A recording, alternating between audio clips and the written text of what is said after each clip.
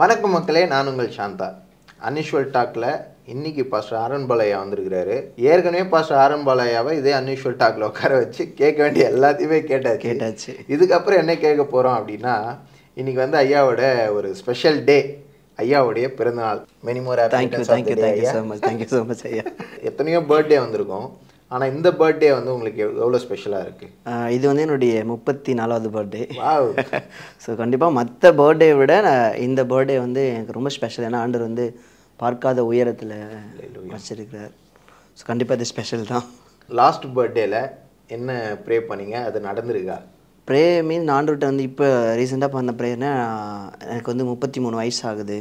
நான் அப்போது 33 வயசில் வந்து நான் வந்து நிறைய எனக்கு தெரியும், நிறைய பாட்டு எழுதியிருக்கிறேன், நிறைய பிரசங்கம் பண்ணியிருக்கிறேன், நிறைய போயிருக்கிறேன், அப்படி இப்படி நிறைய நம்முடைய அனுபவங்கள் ஒன்று இருக்கும் இல்லையா.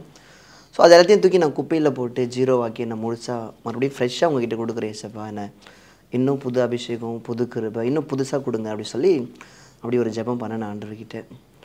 ஸோ நம்புகிற ஆண்டவர் ஜெபத்துக்கு கண்டிப்பாக பதில் கொடுப்பார். இந்த புதிய ஆண்டில் என்ன தீர்மானம் எடுத்திருக்கீங்க? புதிய பர்த்டேயில் தீர்மானம்னா அதான், நீர் சொல்லும் வேலையை உண்மையாய் செய்யும், உண்மையில் ஊழியனா என்னை மாற்றுமே. புது பாடலா? ஆமாம். எப்படியா இருக்குது இப்போ வந்து நீங்கள் சொன்ன மாதிரி பார்க்காத உயரத்துக்கு தேவன் கொண்டு போயிருக்கிறாருன்னு சொல்லி, இப்போ வந்து நீங்கள் டவுன் டு எர்த் அந்த இதையும் பார்த்தாச்சு, தாழ்மை இருக்கிற தாழ்மையான நிலையம் பார்த்தாச்சு. இப்போ வந்து நீங்கள் சொல்கிற மாதிரி தேவன் நான் பார்க்காத உயரத்துக்கு என்னை கொண்டு போயிருக்கிறாரு அப்படின்னு சொல்லி, இந்த அனுபவங்கள் எப்படி இருக்குது உங்களுக்கு? அனுபவங்கள் வந்து எனக்கே ரொம்ப புதுசாக தான் இருக்குது, இன்னொன்று ஆச்சரியமாக இருக்குது. பட்டு ஒரு பாஸ்டர் சொன்னார் என்னென்னா, நாங்கள் நிறைய வருஷமாக ஊழியம் செஞ்சிட்ருக்குறோம், ஆனால் எங்ககிட்ட பார்க்காத ஏதோ ஒரு உண்மையை என்னை உங்ககிட்ட பார்த்துருக்காரு அப்படி சொல்லி அவர் சொன்ன அந்த வார்த்தை என்னை ரொம்ப யோசிக்க வச்சிச்சு. அந்தளவுக்கு நம்ம ஒருத்தர் இல்லை. ஸோ அவங்கள மாதிரி ஜெபம் கிடையாது, அவங்கள மாதிரி வேத வாசிப்பு கிடையாது, அவங்கள மாதிரி பரிசுத்தம் கிடையாது, அவங்கள மாதிரி உபவாசமும் கிடையாது, அவங்கள மாதிரி ஊழிய அனுபவமும் கிடையாது. ஸோ அவங்க சொன்ன வார்த்தை ஏசப்பா மற்றவங்களிடத்துல பார்க்காத எதை நீங்கள் என்னிடத்துல பார்த்தீங்க. ஸோ அதுவுமே எனக்கு ஒரு ராகமாக மாறிச்சு. என்னிடத்தில் என்ன கண்டீர், என்னை என் தெரிந்து கொண்டீர். ஸோ அப்படின்ற மாதிரி நான் ஆண்டவர்கிட்ட கேட்க ஆரம்பித்தேன், அப்படி என்ன ஸ்பெஷலாக பார்த்தீங்க? ஆனால் ஒன்று தெரியும், மற்ற இடத்துல பார்க்காது எதையோ ஒன்று கற்றுட்டு பார்த்துருக்குறாரு அப்படி சொல்லிட்டு. ஸோ கொஞ்சத்தில் உண்மை உள்ளவனே கத்துற அநேகத்தில் அதிகாரியாக வைப்பார்னு வசனத்தில் கேள்விப்பட்டிருக்கிறோம். ஆனால் நான் சொல்லுவேன், கொஞ்சம் கூட உண்மை என்கிட்ட இருக்கான்னு கேட்டால் தெரியல தான் சொல்லுவேன். கிருபை தான். கிருபை, கண்டிப்பாக கிருபை. கிருபை கிருபை கிருபை. இன்னைக்கு ஊழியம் பாடல்களும் பார்த்தா அவ்வளோ பேருக்கு வந்து அது ஆசீர்வாதம் மாதிரி இருக்கு, அமையுது. இந்த ரீசெண்டான இன்னும் முடிகிறேன் பாடல்கள் கூட ரொம்ப பல லட்சம் ஆத்துமாக்களுக்கு இன்னைக்கு ஆசீர்வாதமாக இருக்குது. இந்த பாடல்கள்லாம் எப்படி வருது? உண்மையாகவே உங்களுக்கு வந்து இந்த பாடல்கள் வந்து எந்த மாதிரி சூழலில் வருது? ஸோ இந்த பாடலுக்கு வந்து நிறைய ஆண்டவர் கூட இருக்கிற அந்த உறவு ட்ராவல் பண்ணுறது. ஸோ அதையும் தாண்டி இன்னொன்று வந்து எனக்கு சில வழிகள், அந்த வழிகள் வந்து எனக்கு ஆண்டவர் வந்து வரியை மாற்றி கொடுப்பார். ஸோ அந்த வரி அநேகருடைய வாழ்க்கையில் இருக்கிற வழியை மாற்றும். ஸோ நான் கடந்து வர சில கடினமான பாதைகள் வந்து எனக்கு ஆண்டவர் அந்த பாதைகளையும் கடினமான பாடுகளையும் கத்தர் பாடல்களாய் மாற்றி கொடுக்குறார். ஸோ அதுதான் ஆண்டருடைய. இன்னொன்று ஆண்டவர் கூட நான் வந்து 24/7 அப்படியே ஆண்டவர் கூட தொடர்புலேயே இருப்பேன், அப்படியே உறவாடினே இருப்பேன். ஸோ இயேசுக்காக யாரை வேணால் தூக்கி போடுவேன், பட் யாருக்காகவும் இயேசு விட்டு கொடுக்க முடியாத அளவுக்கு அவர் மேலே ஒரு பயங்கர லவ். ஸோ அப்படி தான் அந்த இன்னும் முடிகிறேன் அப்படி சொல்லி பாட்டு. சில பிரச்சனைகள்லாம் வரும்போது நம்ம இயேசு விட்டுட்டு போயிடுவோம், என்ன நம்ம ஆண்டவர் செஞ்சார் அப்படின்ற ஒரு தாட் வரும். ஸோ அப்போ வந்து நான் உன்னை உடச்சி இன்னும் உன்னை அநேகருக்கு ஆசீர்வாதமாக நான் பயன்படுத்துவேன், உன்னை விட்டு கொடுக்குறியா அப்படி சொல்லி ஒரு சத்தம். அப்போ ஏசப்பா இதுவே தாங்க முடியல, இதுக்கு மேலே வரணும் உடைக்க போகிறீங்களா? அப்போ நான் சொன்னேன், நான் அலறதான் உங்களுக்கு பிடிக்கும்னா நான் அலறடி, நான் அவமானப்படுறது தான். ஏன்னா எனக்கு தெரியும் ஏசப்பா நம்முடைய வாழ்க்கையில் ஒன்றுமே தீமை செய்ய மாட்டார். ஸோ நான் கஷ்டப்படுறது தான் உங்களுக்கு பிடிக்கும்னா நான் கஷ்டப்பட ரெடி ஏசப்பா அப்படி சொல்லி அந்த தாட் எனக்குள்ளே வரும்போது தான் இன்னும் முடிகிறேன், நான் இன்னும் முடிகிறேன், உங்கள் கரத்தில் இருக்கவே ஆசைப்படுகிறேன். ஸோ அந்த பாட்டில் வந்து பார்த்திங்கன்னா, வேறு ஆசையே இல்லை அப்படி வரும் இல்லையா. நீங்கள் போதும் என் வாழ்க்கை முழுவதும், வேறு ஆசையே இல்லை. இந்த சாங்கை எப்படி எழுதியிருக்கேன், உங்கள் கரத்தில் இருக்கவே ஆசைப்படுகிறேன், அதில் வேறு ஆசையே இல்லை, ஆசைப்படுகிறேன். ஸோ அந்த வரையுமே கரெக்டாக அமைஞ்சிடுச்சு. அப்போ ஆண்டவர்கிட்ட எத்தனையோ முறை நம்ம போய் நான் பரிசுத்தமாக வாழ்கிறேன் அப்படி சொல்லி தீர்மானம் பண்ணியிருக்கிறேன். இதுக்கப்புறம் நல்லா ஜெபம் பண்ணுவேன் அப்படி தீர்மானம் பண்ணியிருக்கிறேன். இதுக்கப்புறம் நல்லா பைபிளை படிப்பேன் தீர்மானம் பண்ணியிருக்கிறேன். நல்லா வந்து உண்மையாக வாழ்வேன் அப்படி சொல்லி தீர்மானம் பண்ணியிருக்கிறேன். பட் எத்தனையோ நாட்கள் பரிசுத்தமாக வாழாமல் போயிருக்கிறேன். ஜெபிக்காத நாட்கள் எத்தனை, வேதத்தை தொடாத நாட்கள் எத்தனை. ஸோ என்னடா இவன் ஜெபிக்க மாட்டான், உண்மையாக இருக்கிறன்னு சொல்கிறான், உண்மையாக இருக்க மாட்டான், பரிசுத்தமாக வாழ்கிறேன்னு சொல்கிறான், வாழ மாட்டான். ஸோ இவனை தூக்கி போட்டுட்டு இன்னொரு ஆரோன் பாலை எடுத்து நம்ம பயன்படுத்தணும் அப்படின்னு நினைக்காம, ஒரு நாள் இல்லை ஒரு நாள் என் தெய்வ சமூகத்தில் கண்டிப்பாக விழுந்து கிடப்பேன். ஸோ ஒரு முறை நான் அந்த குயவனுடைய ஒரு குயவனை பார்க்குறேன். அந்த குயவன் வந்து ஒரு மண்ணை எடுத்து அழகாக ஒரு உருவத்தை செஞ்சு அப்படி அழகாக வணைஞ்சிட்டே வராரு. நான் அதை பார்த்துட்டே இருக்கிறேன். அதை வணைஞ்சிட்டே வரும்போது இந்த குயவன் வந்து இன்னும் கொஞ்சம் நேரத்தில் அந்த அந்த அந்த மண் வந்து இந்த குயவன் எதிர்பார்க்குற உருவம் கிடச்சிரும். ஆனால் அதுக்கு அந்த உருவம் வர்றதுக்கு முன்னாடி அந்த பாத்திரம் வந்து அந்த மண் வந்து அப்படியே ஒரு மாதிரி கோணலாக சைடாக, அதாவது இந்த குயவனுடைய பேச்சு கேட்காம அவர் எதிர்பார்க்குற அவருடைய கைக்கு விட்டுட்டு வேற ஒரு திசை. ஸோ இப்போ இந்த குயவன் எதிர்பார்த்த உருவம் அந்த மண்ணுக்கிட்ட கொடுக்க முடியல. ஸோ அதனால அந்த குயவன் விடலை. திரும்ப அந்த மண்ணை எடுத்து அதே மறுபடியும் அதே மண்ணை வச்சு திரியில் வச்சு மறுபடியும் சுற்றி விட்டு இப்போ கொஞ்ச நேரத்தில் அழகான உருவமாக வந்துடுன்னு பார்த்துட்டே இருந்தால் இப்போ நடுவில் ஒரு கோடு. ஸோ அப்படியே கோடு விழுந்த அந்த அந்த குயவனுடைய முகத்தில் கொஞ்சம் கூட வருத்தம் வரல.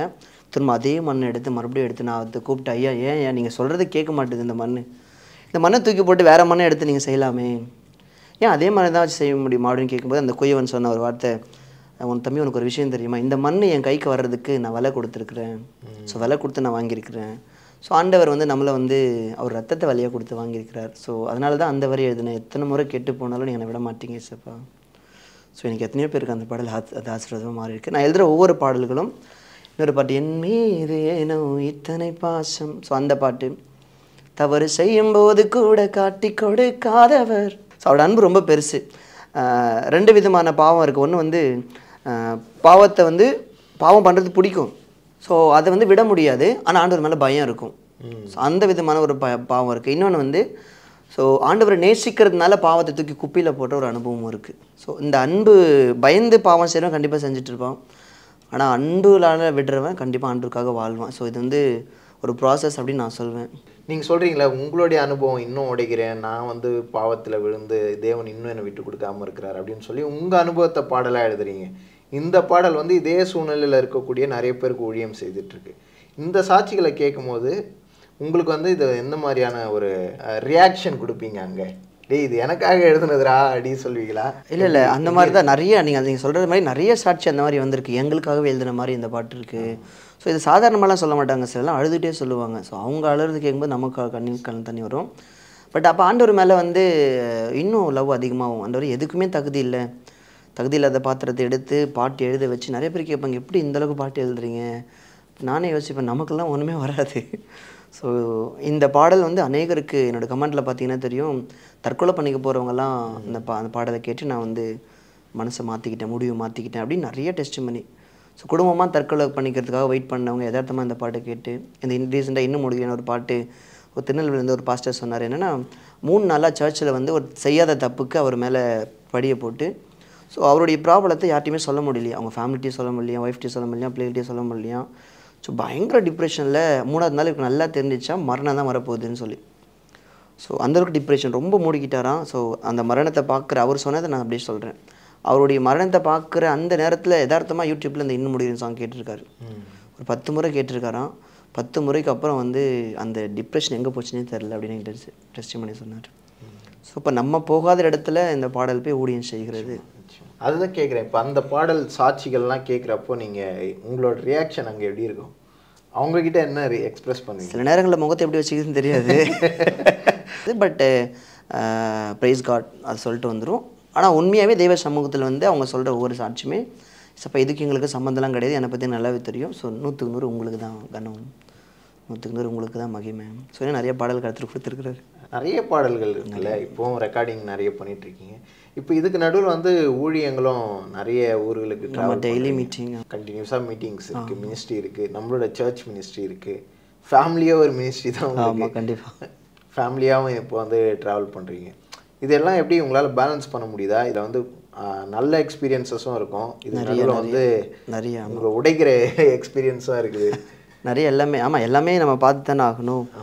ஸோ மீட்டிங் வந்து டெய்லி மீட்டிங்ஸ் தான் இருக்கும். ஒரு நாளும் நான் என்னோடய முதல் டெஸ்ட் பண்ணி சொல்லியிருப்பேன், அப்போ நான் தான் உங்கள் திருக்கரத்தின் இசைக்கருவி நான் நாள்தோறும் பயன்படுத்துங்க அப்படின்னு சொல்லிட்டு. அப்போ டெய்லியும் ஒவ்வொரு நாள் ஒவ்வொரு மாவட்டம் ஒவ்வொரு ஊருக்கு ஆண்டவர் ட்ராவல் பண்ண வைக்கிறாரு. ஸோ பர்பஸோடு கூப்பிட்ற சில ஆட்கள் இருக்கிறாங்க. அதாவது என்னுடைய டெஸ்டிமனி, என்னுடைய இந்த ஆண்டவர் கொடுத்த பாட்டு, ஸோ இது மூலிமா சில வார்த்தைகள்லாம் போகும்போது, ஸோ நான் எப்படி ஊழியம் செய்வேன்னா, எந்த சர்ச்லேயும் போயிட்டு சும்மா பண்ணுறதில்ல, அவங்கள வந்து ஆல்டர் கால் கொடுத்து அர்ப்பணிக்க வைக்கிறது என்னோடய பயங்கர குறிக்கோளாக இருக்கும். ஸோ நான் மேக்ஸிமம் நான் இது வரைக்கும் 450 சர்ச் போயிருக்கேன். ஸோ அதிகபட்சமாக நான் வந்து ஆல்டர் கால் கொடுத்து அப்புறம் நிறைய வீடியோஸ்லாம் பார்த்துருக்கலாம், ஸ்டேட்டஸ் நிறைய போடுவேன். அவங்க அவங்க ஆண்டவருக்காக ஒப்பு கொடுக்க வைக்கிறது வரைக்கும் எனக்கு திருப்தி இருக்காது. ஸோ அவங்க கொடுக்குற அந்த 1.5 மணி நேரம் 2 மணி நேரத்தில் என்னோடய டெஸ்டிமனி, அந்த பாடல், ஆண்டோடைய வார்த்தை, ஆண்டு நம்ம மேலே வச்சுருக்க நம்பிக்கை, நம்ம மேலே வச்சுருக்கிற எதிர்பார்ப்பு, எல்லாருக்குமே இந்த கிருபை, எல்லாருக்குமே இந்த ரட்சிப்பு கிடைக்கல. ஸோ இதெல்லாம் ஜனங்களுக்கு சொல்லி ஸோ அவங்கள ஆல்டர் கால் கொடுத்து அவங்கள அர்ப்பணிக்க வச்சா தான் எனக்கு ஒரு திருப்தி இருக்கும். ஸோ நிறைய மினிஸ்ட்ரி வந்து எனக்கு திருப்தி இல்லாமலே வந்திருக்கிறேன். நிறைய மினிஸ்ட்ரி ஆமாம், அந்த அவங்க வந்து பாஸ்டருங்க எது கூப்பிட்றாங்கன்னே தெரிய மாட்டேங்குது.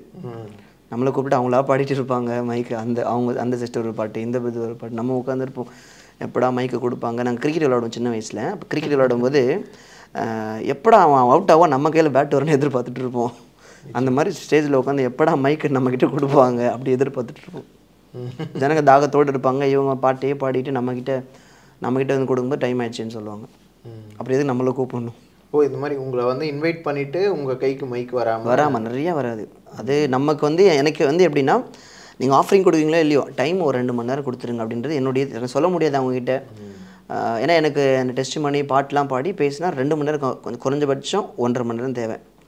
பட் அந்த இடத்துல 1.5 மணி நேரம் 2 மணி நேரம் பேசுகிற இடத்துல 3/4 மணி நேரம் 1 ஹவர்லாம் கொடுத்தா சுத்தமாக பத்தாது. பர்பஸோட கூப்பிட்றவங்களும் கண்டிப்பாக சக்ஸஸாக இருக்கும். சும்மா எதுக்கு மீட்டிங் வைக்கிறாங்கன்னே தெரியாது நிறைய பேர் இருக்கிறாங்க. அவங்களுக்கே தெரியாது ஏன் மீட்டிங் வைக்கிறாங்கன்னு சொல்லி, வந்தால் போதும் அப்படின்ற மாதிரி பண்ணுறாங்க.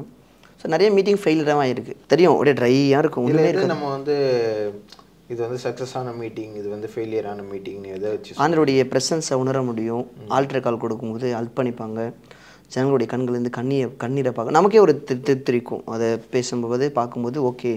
ட்ரையாக இருக்கும், சில சர்ச்சில் பயங்கர ட்ரையாக இருக்கும். நமக்கே தெரியும் இந்த இடத்துல இல்லை.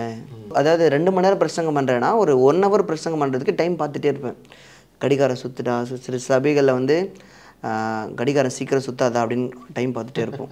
ஒரு சில இதில் வந்து சில சர்ச்சில் ஏன் இவ்வளோ ஸ்பீடாக போகுது அப்படின்ற மாதிரிலாம் நான் பார்ப்போம். அதான் அவங்களுடைய பாஸ்டர்ஸோட வாஞ்சை தான் நான் சொல்லுவேன். பாஸ்டர்ஸோட வாஞ்சை எனக்கு நல்லா தெரியும். தெய்வ சமூகத்தில் வந்து போக முடியாது. இந்த மீட்டிங் கண்டினியூவாக போகிறதால அதுதான் ஃபோக்கஸ் பண்ணுவதால தெய்வ சமூகத்தை. ஆனால் அது நல்லா புரியும். ஒரு முறை நான் ட்ரெயினில் போயிட்டுருக்கேன், ஈரோடு திருப்பூர் போயிட்டுருக்கேன். அப்போ எனக்கு நல்லா புரியுது. மேலே படுத்துருக்கும்போது ட்ரெயினில் எனக்கு, நீ ஊழியத்துக்கு போகிற, ஆனால் வந்து முன்ன மாதிரி உங்கள்கிட்ட ஜபம் இல்லை, ஸோ முன்ன மாதிரி உங்கள்கிட்ட வேத வாசிப்பு இல்லை. ஏன்னா ட்ராவல் பண்ணிகிட்டே இருக்கிறதால அது ரொம்ப கம்மியாயிடும். ஸோ அடிக்கடி எல்லாமே ட்ராவல் பண்ணுறவங்களுக்கு தெரியும், அது ரொம்ப கம்மியாயிடும். பட் ஆனால் ஆகக்கூடாது. அந்த நேரத்தில் நான் ரொம்ப அழுதுட்டேன். சப்பா எனக்கு ஊழியத்தை விட நீங்கள் தான் எனக்கு ரொம்ப முக்கியம். ஸோ நீ முன்ன மாதிரி இப்போ ஜெபிக்கிறது இல்லைப்பா, முன்ன மாதிரி இப்போ வேதத்தை வாசிக்கிறது இல்லை, முன்ன ஓடின்னு ஓடிட்டு இருக்கிறேன், இப்போ சமூகத்தில் வந்து உட்காரதில்லை. அந்த வார்த்தை கேட்கும்போதே நான் அழுதுட்டேன், ட்ரெயின்லேயே அழுதுட்டேன். ஸோ நீ வந்து என் மேலே வச்ச அன்பு உனக்கு குறைஞ்சி போச்சு. ஆனால் நான் சொல்கிறேன், என் மேலே வச்ச அன்பு உனக்கு குறைஞ்சி போயிருந்தாலும் உன் மேலே வச்ச அன்பு எனக்கு கொஞ்சம் கூட குறையவே இல்லை. ஸோ இந்த வார்த்தை எல்லாமே தெரியும்ல, வெளிப்பாடு ஆண்டவர் பேசுவார். ஸோ இதெல்லாம் ரொம்ப உடைக்க ஆரம்பிச்சிச்சு. ஸோ ஆண்டவர் வந்து நம்மளை நம்புறாரு. எத்தனையோ பேர் இருக்கிறாங்க, எத்தனையோ பாஸ்டர்ஸ் பசங்க இருக்கும்போது நம்ம எங்கேயோ இருந்தோம், நீங்கள் சொன்ன மாதிரி ரொம்ப லோவில் இருந்தோம். அந்த இடத்துல வந்து அந்த இடத்துல தூக்கி இன்றைக்கி ராஜாக்களுக்கு மத்தியில், பிரபுகளுக்கு மத்தியில் கத்திர உட்கார வச்சுருக்குது. சம் ஹாப்பியாக தான் இருக்குது. இந்த வருஷம் உங்களுடைய திட்டம் மினிஸ்ட்ரியை குறித்து, கர்த்தருக்காக நான் இதெல்லாம் செய்யணும்னு நினைக்கிறேன் அப்படிங்கிறதுனா என்ன? இந்த வருஷம் வந்து எங்களுடைய சர்ச்சை கொஞ்சம் நல்லா ஃபோக்கஸ் பண்ணணும் அப்படின்னு நினைக்கிறேன். எங்கள் சர்ச் ஆமாம். இப்போ நான் எப்படின்னா 3 சண்டே வெளில போயிடுறேன், 1 சண்டே மட்டும் தான் சர்ச்சில் இருக்கிறேன். ஸோ இது அப்படியே ஆப்போசிட்டாக மாற்றிட்டு 3 சண்டே சர்ச்லேருந்து 1 சண்டே மட்டும் வெளில போகலாம் அப்படின்னு முடிவு பண்ணியிருக்கிறேன். பட் அதனால் என்னுடைய முடிவு இல்லை, கர்த்தருடைய முடிவு. சிலர் வந்து எப்படி சொல்கிறாங்க அப்படின்னா, உங்கள் சர்ச்சை பாருங்கள், ஸோ உங்களுடைய மந்தைக்கு தான் நீங்கள் முக்கியம் அப்படி சொல்கிறாங்க. சிலர் எப்படி சொல்கிறாங்கன்னா, ஒரு சிலர் மட்டும்தான், ஒரு சிலர் கர்த்தர் அவங்க சர்ச்சுக்கு மட்டும் தான் பிளெஸ்ஸிங்காக வைப்பாங்க, ஆனால் ஒரு சிலர் எல்லா சர்ச்சுக்கும் பிளெஸ்ஸிங்காக வைப்பாங்க. எனக்கு இது ரொம்ப குழப்பம், டிப்ரெஷனில் பயங்கரமாக போயிட்டேன். என்னென்னா சிலர் வந்து உங்கள் சர்ச்சை பாருங்கள், உங்கள் கொடுக்கப்பட்டிருக்கிற ஆடுகளுக்கு நீங்கள் தான் வந்து உத்தரவாதி, நீங்கள் விட்டுட்டு சண்டேலாம் வெளில போகாதீங்க அப்படி நிறையா பேச ஆரம்பித்தாங்க.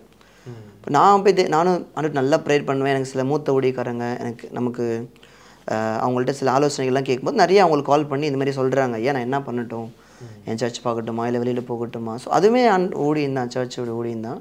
ஆனால் உங்கள் சர்ச்சை பாருங்கள், மற்றவங்க சர்ச்சுக்கு அவங்க பார்த்துப்பாங்க அப்படி நிறையா. ஸோ அப்போ ஒரு பாஸ்டர் சொன்னார், நாங்களாம் வந்து தாத்தா காலத்தில் பாஸ்டர், எங்கள் அப்பா பாஸ்டர், நாங்களும் பாஸ்டர், கிட்டத்தட்ட ஒரு 50 வருஷமாக ஊழியம் செஞ்சிட்ருக்குறோம். ஸோ எங்களுக்கு இந்த பாட்டெலாம் கர்த்தர் கொடுக்கல, ஆனால் உங்களுக்கு கொடுத்துருக்காருன்னா உங்களை பயன்படுத்துன்னு நினைக்கிறாரு. ஸோ நீங்கள் யார் சொல்கிறதும் கேட்காதீங்க, நீங்கள் போங்க. இன்னொரு பாஸ்டர் அம்மா வந்து கையெடுத்து கும்பிட்டு சொன்னாங்க, இது மாதிரி நீங்கள் உங்கள் சர்ச்சிலே இருந்துடாதீங்க ஐயா, எல்லா சர்ச்சுக்கும் நீங்கள் தேவை அப்படின்ற மாதிரி.